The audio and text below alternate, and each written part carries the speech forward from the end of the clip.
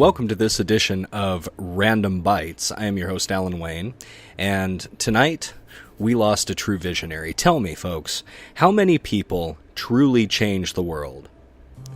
How many people truly change the world? There are many people that make it a better place. There are many people that make it a nicer place. There are people who invent things that make life easier. But how many people truly change the world? Well, Hugh Hefner was one of those rare individuals. Hugh Hefner passed away this evening at the age of 91. 91 well-lived years, I might add, as the founder of Playboy. But tonight, I'd like to talk a little bit about the man, Hugh Hefner, that many did not know, and some things that I had found out about the man, Hugh Hefner. Hugh Hefner was just the epitome. He was the epitome of the American dream. And the reason I say that is because basically this guy came from nothing. You know, he came from nothing, started off as a copy editor, and then he decided that he had an idea. And all great American stories begin with an idea, don't they? Hugh Hefner decided that he wanted to create a gentleman's magazine. And not a gentleman's magazine that was like the others of the time. He wanted to create something extraordinary. He wanted to create something different. In fact, he wanted to make something that would shape the world, that would change the world, and something that would open the eyes of the American public. And that, my friends, was Playboy. In 1953, Playboy published its first episode, I'm still in podcast mode, folks, published its first edition with the lovely Marilyn Monroe as the centerfold. Now, you can imagine in 1953 America, this probably went over like a lead balloon. But many people actually bought it, and Playboy became a grand success. Now, there are a lot of people who think that Hugh Hefner was just a peddler of smut. A peddler of smut. Yes, he was a peddler of smut. No, he was a peddler of smut, according to some people. But Hugh Hefner was a lot more than that. See, Hugh Hefner was a visionary. Hugh Hefner was someone who saw the direction of the world, and he decided that he wanted to be one of the people who went along for the ride. In fact, he wanted to be the guy that drove the bus. And with Playboy, he was actually able to do that. How many people can say that they've actually changed the world? I said that before, I'll say it again.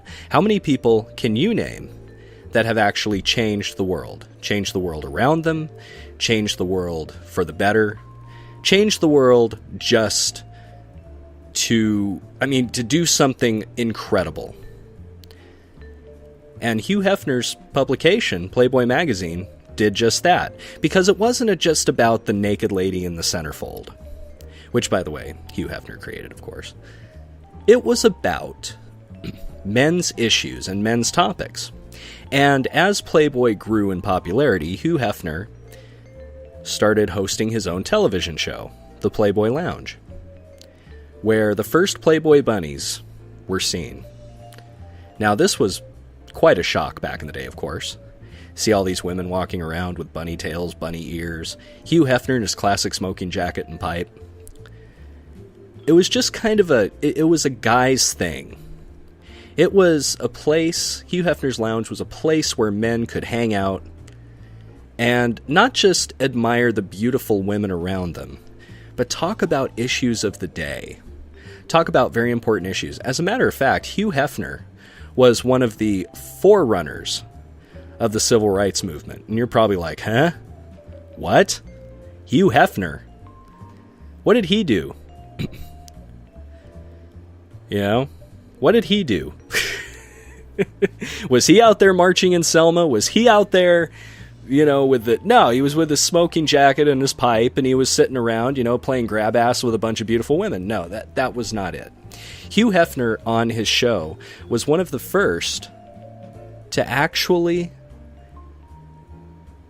break black artists. And what I mean by that is he brought guys like Dick Gregory to the forefront. He invited them onto his Playboy Lounge to perform, invited them to hang out. And that was a big deal in the early 60s. That was a huge deal because of the civil rights movement and everything else. Hugh Hefner felt that everybody should have the right to succeed, and everybody, regardless of race, creed, or color, should be able to live the American dream like he has been able to. And he tried to make that happen for so many people.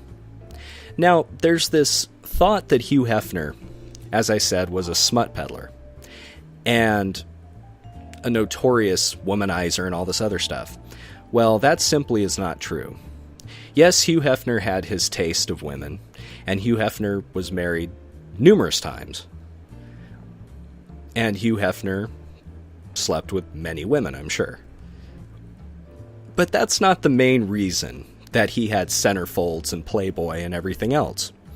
He wanted to glorify the female form. He wanted to show the world that the female form was beautiful. Beautiful and artistic. Actually, it was one of those things that if you were photographed by Playboy, it was not a step down. I mean, especially as the world caught up to Hugh Hefner. Sexual revolution of the 60s, the wild swinging 70s. The world started to embrace, and America in particular, started to embrace the female form, started to embrace the beauty that it brings. Women of all shapes, all sizes. And Hugh Hefner wanted people to share that vision. He wanted people to see women as more than just housemaids, as more than just mothers and wives. He wanted people to see women for what they truly were, beautiful, lovely creatures. And that their form should be revered, that their form should be celebrated. And the thing of it is that,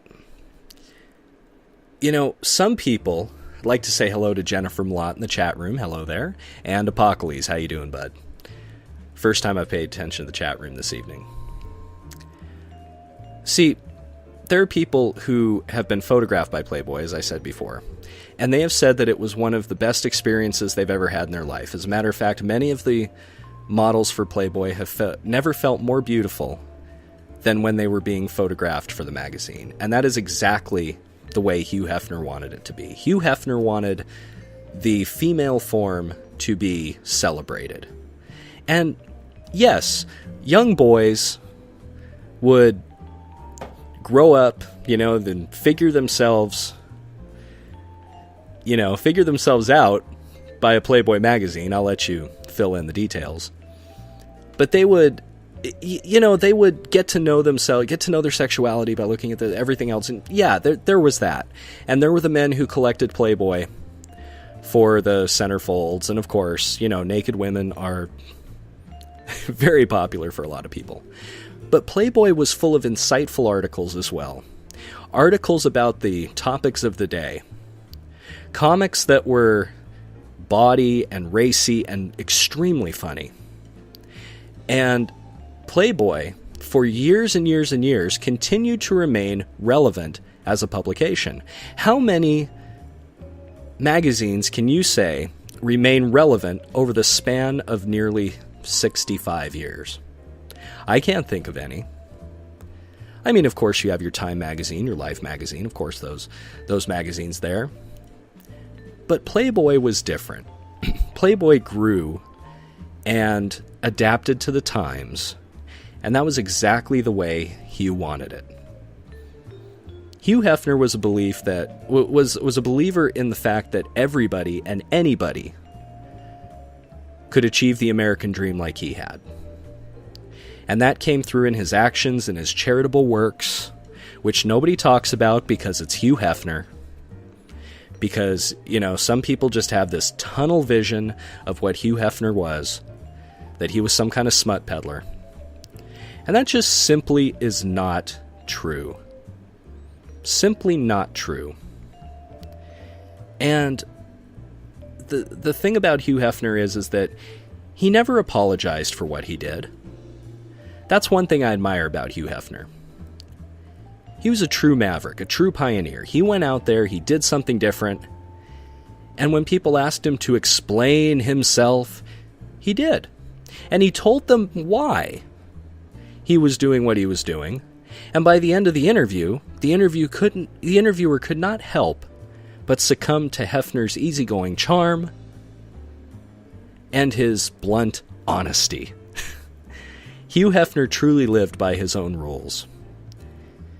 Hugh Hefner lived by his own world. He created his own space, the Playboy Mansion. He created that. That was the epitome of everything that Hugh loved.